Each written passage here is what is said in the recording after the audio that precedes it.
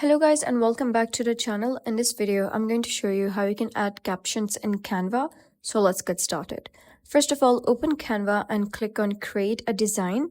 You're going to choose video or select a custom size depending on your platform. Now go to uploads tab and upload your video, then drag it onto the timeline. Then you're going to click on your video, then look for the app section on the left side and search for captions or auto captions. Click on it and then click on generate captions. Canva will automatically convert your speech into text. Once captions are generated, you can fix spelling or grammar mistakes, adjust timing if needed, or break long sentences into shorter lines.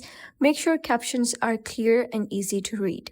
And once done, you can click on share at the top right, click on download, make sure that you select MP4 video and export your project. So that's how you can add captions in Canva.